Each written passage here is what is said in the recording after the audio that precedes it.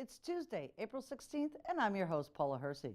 On Barnstable Today, we welcome Town Manager Mark Ells to the studio to take a deep dive into emergent contaminants and the town's commitment to safe drinking water. And Chief Sonneman drops by the studio to update us on a car crash and rescue in Marston's Mills. Now for a look at municipal and legislative news. Barnstable residents, become involved in your town's government. Apply for a position on a board, committee, or commission. The town of Barnstable has over 40 boards, committees, and commissions with approximately 291 seats. If you are a resident of Barnstable and are interested, please consider submitting an application. If you are registered to vote in the town of Barnstable and interested in serving on a board or committee, please visit our webpage, linked from the town website, and fill out the application. For a more detailed description and responsibilities of the committees listed, please contact the Town Council office, 508-862-4738. What are PFAS and how are they measured and what agencies are setting standards? A deep dive with the town manager starts the conversation about these chemicals and how they might affect the drinking water supply in our town. It's always about the water. With me today, Town Manager Mark Ells. How are you? I'm well. So I have a couple of questions for you. Recently, just about 3-4 weeks ago, I tuned into a webinar from the EPA talking about PFAS. Yes. You know, there's lots of acronyms out there, but PFAS has been in the news in our town with the Hyannis Water Department. And I was wondering, what do you have for information on that as town manager? Well, a good question. Certainly a national issue. Lot of discussion over the last couple of years about the potential sources of this, and you know, a lot of focus is fallen on things like fire foams, and you know, there's different sorts of sources. I mean, we don't have industry that produces it here, so they could be potentially a source. Then you have, okay, who's used it, and might that be, and they call these point sources because you can identify a point exactly where it is. So Fire Training Academy is a point source. It's upgrading of public water supply wells. Airports can be. Other types of historically and typically, you know, urbanized commercial areas can potentially have point sources. And you know, the unique thing about us that we all know, and you're right, it's all about water. Right. It's kind of central to all we are, is that we stand on top of the water we drink. So everything we do can interact with our groundwater, and our groundwater feeds our drinking water wells, and it feeds our lakes and ponds and estuaries, and ultimately, you know, certainly the oceans that surround us. So back to your question about what did EPA come out with? Well, nationally they said this PFAS is everywhere. Right. And now we're able to detect it down to levels of parts per trillion. And on the public health side, nationally we're looking at, well, if this is in the environment, is there risk associated with it? And they are saying, yes, there is. And originally, you know, it was parts per million, and then parts per billion, and now parts per trillion, which, if you all remember, in 2016, the EPA came out with an advisory standard where they made their regulation more stringent by dropping the concentration of PFAS from 2 parts per billion to 0.07 parts per billion. And that's when we notified our customers, because we have PFAS in our groundwater and in some of the public water supply wells. And so what we did, and specifically in Hyannis, and specifically downgrading of the Fire Training Academy and the airport area.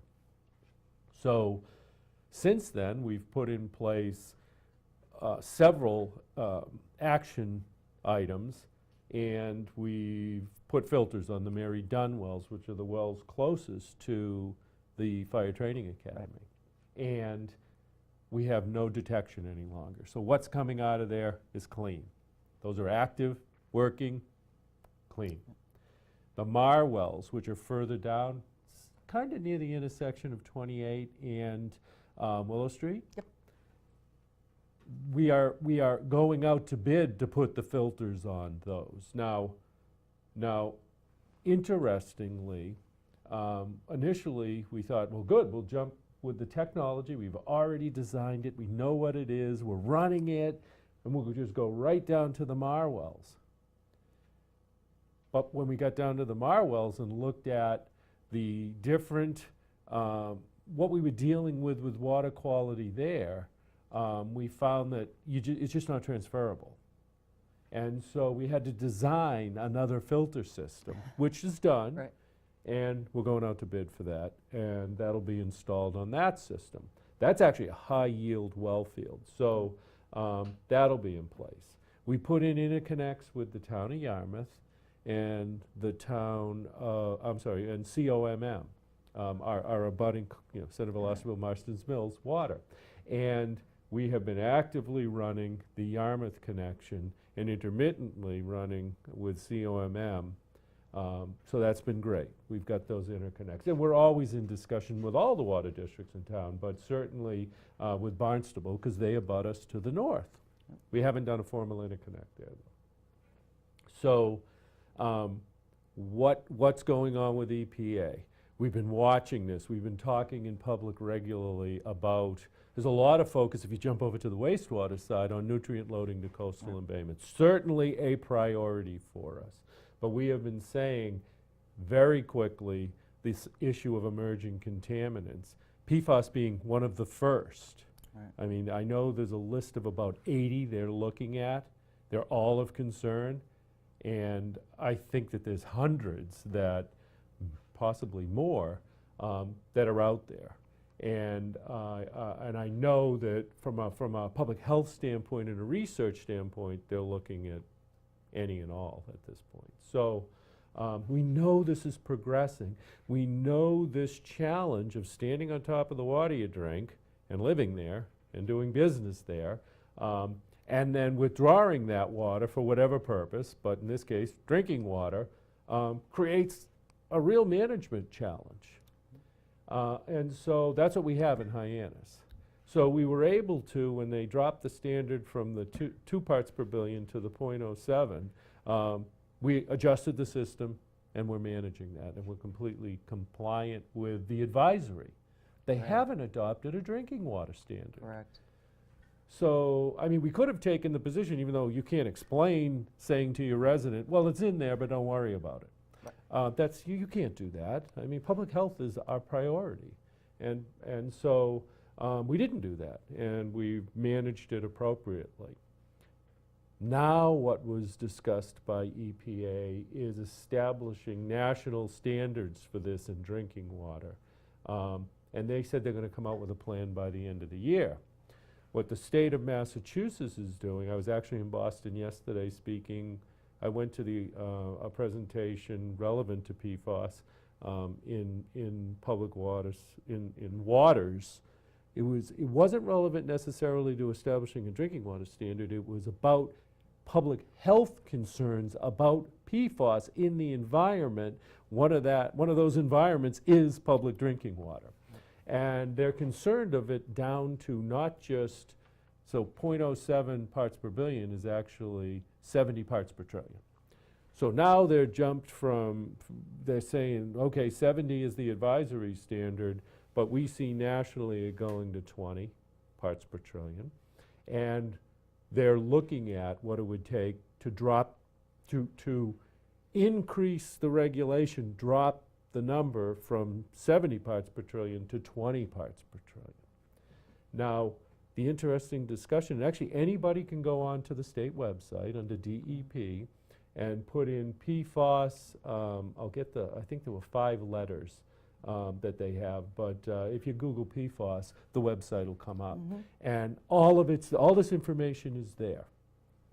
And it was very interesting to look at it because from a public health standpoint, and I think everybody knows that this STEEP program where we've got Silent Spring and Harvard and University of Rhode Island working together to better understand how this contaminant in our environment impacts us, and where the concerns lie. So that research, and we've partnered for many years with any and all, BU, others, certainly Silent Spring, so that we can better understand these. So now when you come over to our side of, okay, from a regulatory standpoint, how do we do this? What do we have to test for now? This is actually a challenge for the entire Cape, because Cape Cod stands on top of the water they drink. It's a bigger challenge because we know we've been managing this in the Hyannis water system. Why? Because it's a commercialized area. Right. And it has these upgradient known point sources. And that isn't going to change.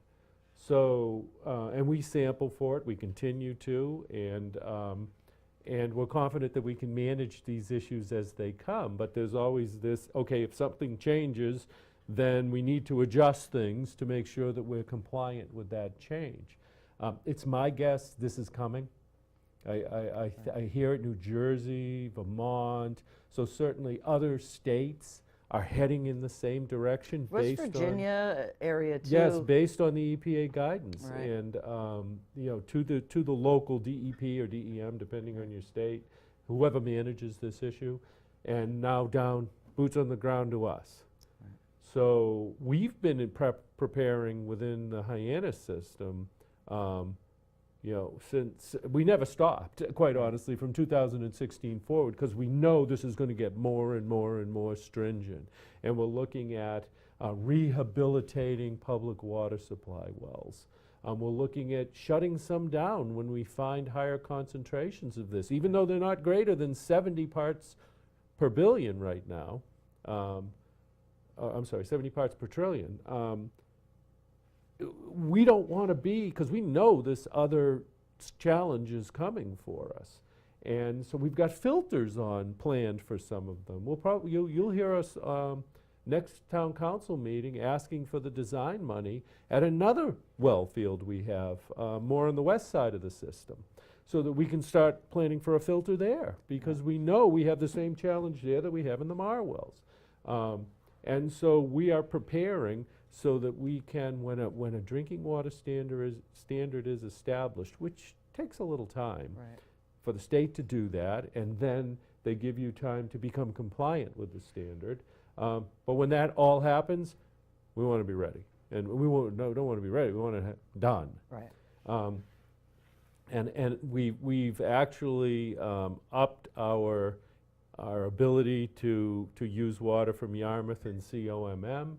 So we can't thank them enough for coordinating with us. But you know, if we were asked and we had the capacity, we would do the same, right, with any and all of our abutting systems, because it's all about public health and, right, safety. So so we've got all this going on. So the EPA, yep, they came out with that. DEP's talking about it. I expect in the coming weeks and months you're going to hear about this. We're managing it in the system, but it is front and center for us. This isn't something that, well, we've never had to manage this before. How are we going to do it? We're right in the middle of this. Right. And I don't see that changing.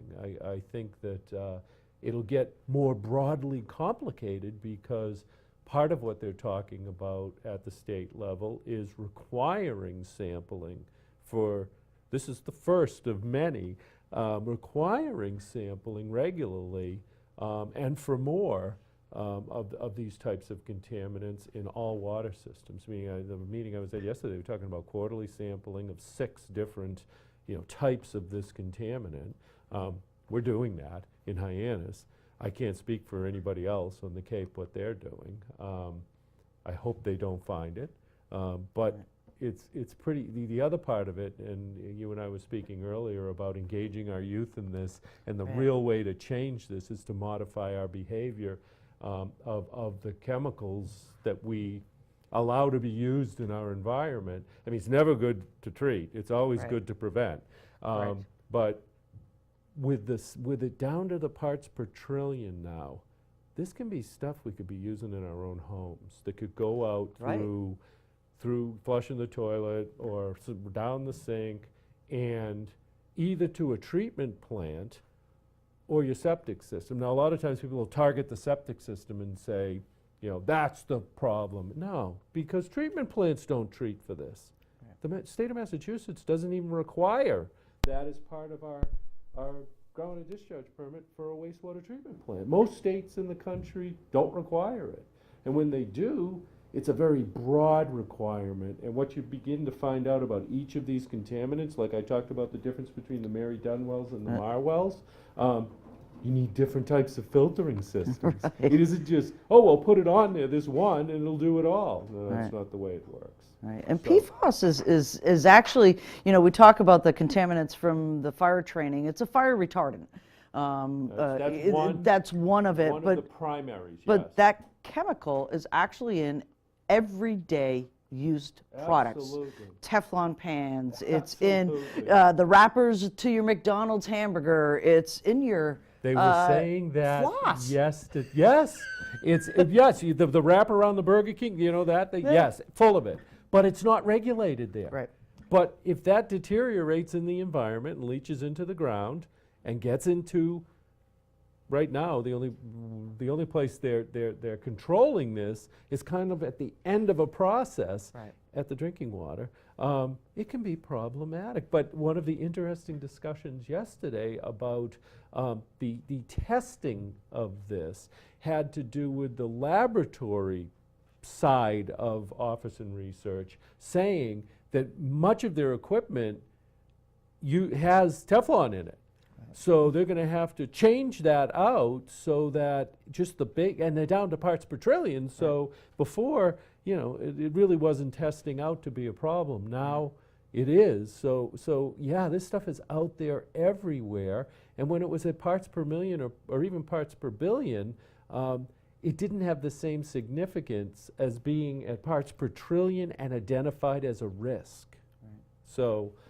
Yeah, this is an issue that we will continue to be speaking about for decades. It's not going away. It's going to get more complicated as they identify more contaminants that are out there. And you use the word contaminant, but really they're products that are being used right now by everybody. And when we learn how, once they get into the environment, and if we ingest them somehow, what the long-term effects are, that's what drives us wanting to get to our youth and saying, okay, learn about this, let's make informed decisions, let's think about going back to that channels of distribution for the products, whether we're business people or whether we're regular individuals or households. Let's think about what we're buying, let's think about where it goes after we buy it, and are there alternatives? And would you rather deal with it there, or do you want to deal with it in your drinking water, or have to treat it at a wastewater treatment plant? Exactly. And that's the sort of investment we need to be making in education so that we can really change this, in my opinion. That's the best way to do it. So Right. Channel 18 will continue to we need you discover some more front and center on information, this. and you know, hopefully. Most of the things that we hear about in our water always sound really scary, but again, changing behavior at the front end of this sometimes will always be the better choice. Yep.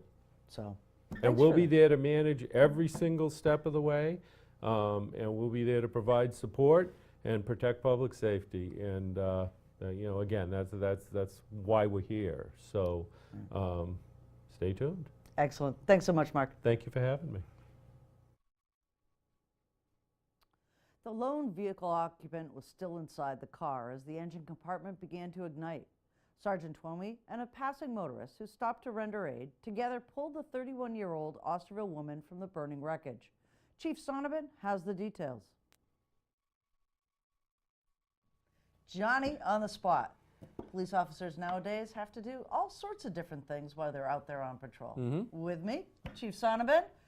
Wow. Good morning. Right place at the right time. Good morning to you. Yeah, it kind of works out that way sometimes. Occasionally, it does happen, but it also puts you in the position of having to do things sometimes. Right. So this past week we had a officer pull somebody from a burning vehicle. Yeah, well, it wasn't just an officer, but you know what happened was we're getting some calls about an erratic operator, someone who wasn't driving appropriately. They're kind of wandering around the road, off the side of the road and stuff like that on Austin West Barnstable Road. It was about 10:15 in the morning, and so Sergeant Toomey happened to be in the area and was looking around for the car.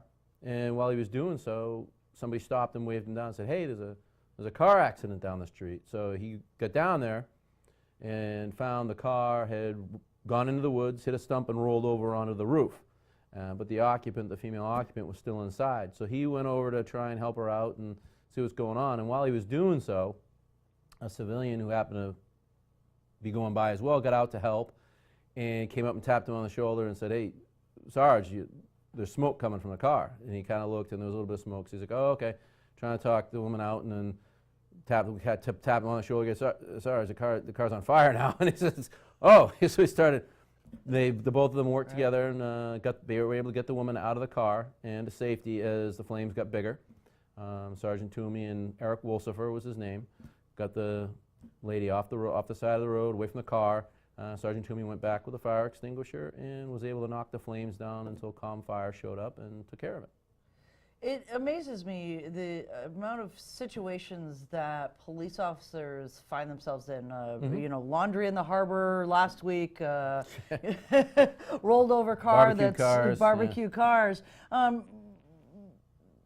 Police go through a significant amount of training in an academy, but it's more on the police work side.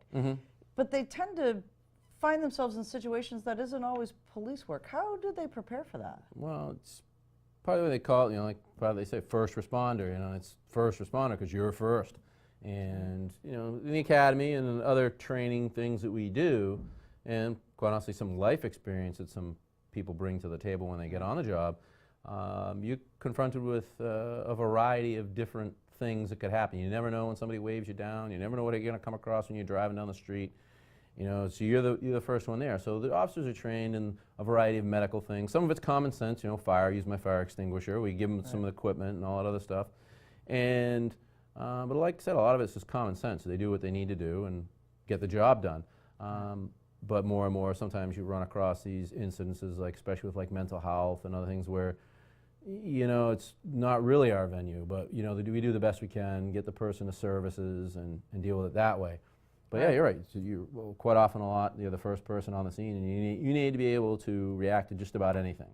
And that's why we got the radio too. Get there and kind of hold down the fort until fire or someone more appropriate with resources can show up. Right. And your vehicles are equipped with different types of equipment, and also some specialized training. Your CIU unit has mental health training. Yep. So they have some mental health training, and which they do train other officers in. But quite honestly, any officer can find themselves driving down the road at any hour of the day or night and come across a novel situation. You can't write a script for life, and life throws curveballs at you sometimes. And the police officers out there and firefighters see a lot of those curveballs that a lot of like normal people at home in bed don't get to run across. We see them. So like laundry in the harbor, Laundry in the harbor and barbecue cars. Yeah. Excellent. Well, thanks so much for coming in, and kudos on another citizen jumping in as well. And that's it. People are out there, and you talked to me. You asked me a few weeks ago. What should you do? And go. Sometimes you go with your gut, and if you think you can help, by all means help. Excellent. Thanks so much. You're welcome. Here's a look at the upcoming meetings for boards, commissions, and committees.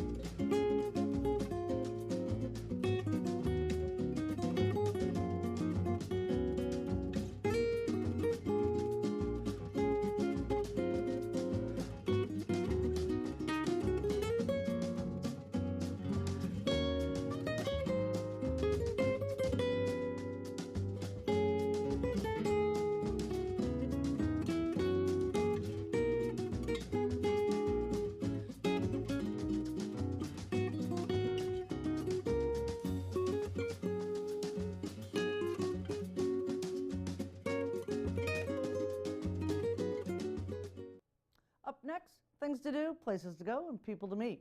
Need the kiddos to burn off some energy today? The Barnstable Skate Park opens today behind HYCC. Skateboards, BMX bikes, inline skates, and scooters all welcome. Helmet is required? Come have some fun in the sun. Comments, suggestions, accolades? Connect with us on Facebook, Twitter, and Instagram. Email us or send us an old-fashioned note by carrier pigeon. Channel 18 works. For you, I'm Paula Hersey, and thank you for watching Barnstable Today.